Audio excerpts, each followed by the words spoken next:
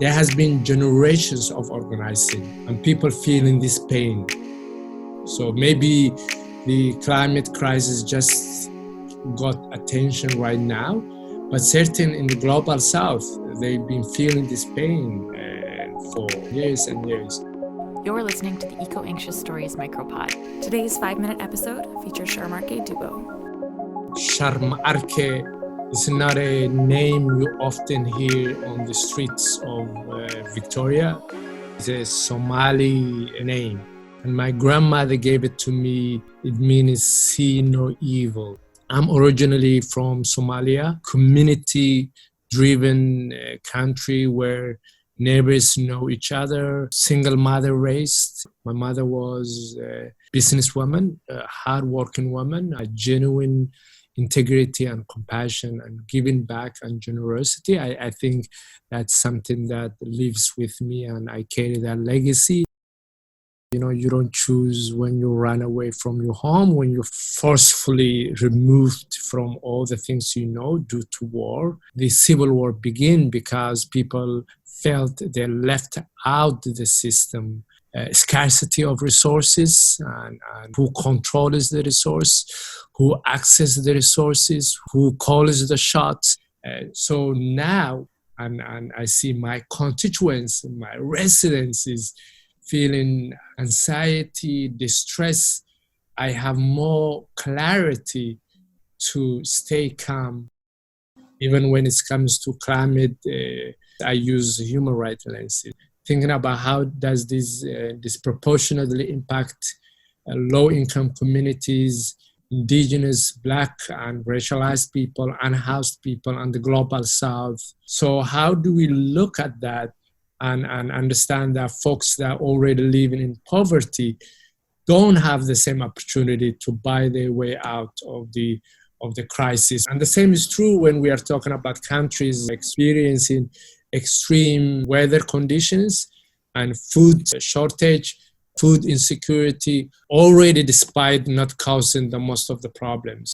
How do we all care for each other?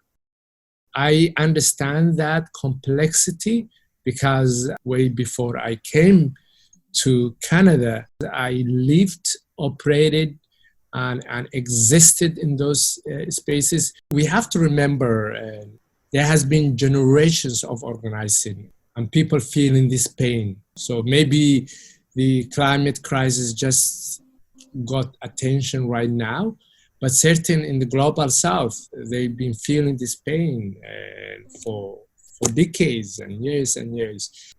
A lot of things that even the Black communities or indigenous communities that they knew about because they experience this every day, right? They've been displaced due to mining companies or due to climate change, due to forced displacement, due to war. So now it became undeniable. And now people are waking up and saying, okay, this is happening. But it has been happening decades ago, and people been organizing and saying this. So I'm glad now that we are having these conversations. Mm-hmm. But the question is, what policy decisions have we made create this type of systems that disproportionately affect certain group?